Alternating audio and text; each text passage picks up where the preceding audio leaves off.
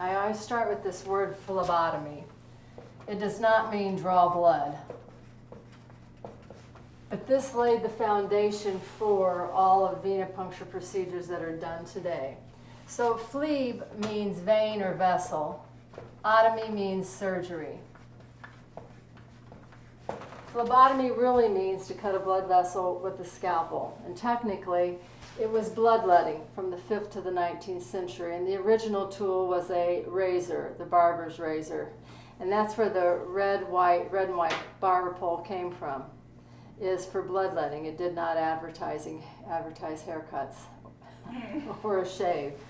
All right, so phlebotomy means to cut a blood vessel with a scalpel. We don't do that anymore. So in 1853, when the needle was invented, that word should have been put away, but it wasn't. And that's not the only thing they kept, and we're going to come to that. So 19th and 20th century venipunctures were built on the phlebotomy foundation. Then I came along and I took science, and it's actually 18th century science, 18th and 19th century science, and applied it to this skill. And from here on out, we're going to call this vein access. And we're going to call the person taking the course and finishing it a vein access tech. It's vein access because if you're locating a vein and you're inserting a needle into that vein, you have accessed the vein. Now, every vein access procedure, so whether it's starting an IV, it's injecting contrast, it's blood donation, or it's phlebotomy for blood testing, it's all vein access. And all vein access has the first two steps are identical, the first two components. So part 1 and part 2 of every venipuncture follow the same. Part 1 is locate a vein. Now, sounds like a logical statement. Should know where the vein is at before you stick.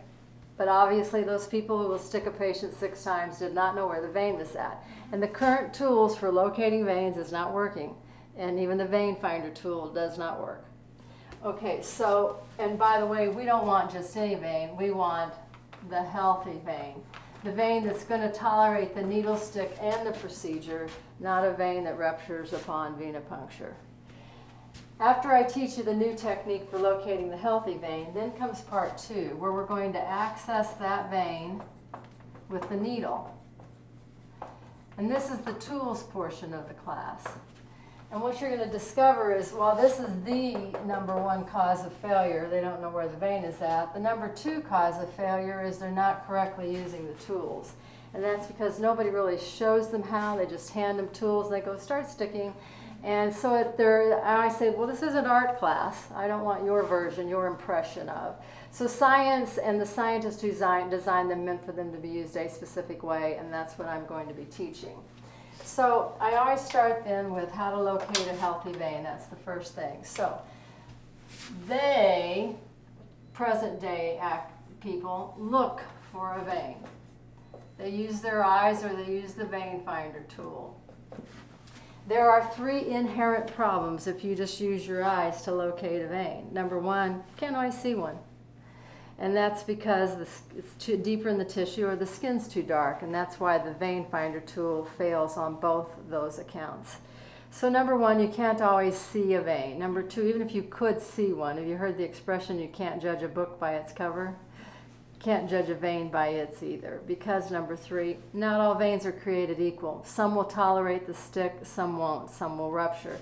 So we aren't going to look. From here on out, we are going to palpate, feel for the vein. And that palpation technique's been around for forever, but I'm going to teach you a new palpation technique.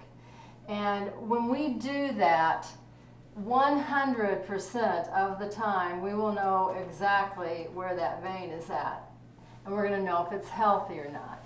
Now, by doing that, we're going to be using our sense of touch instead of our sense of sight.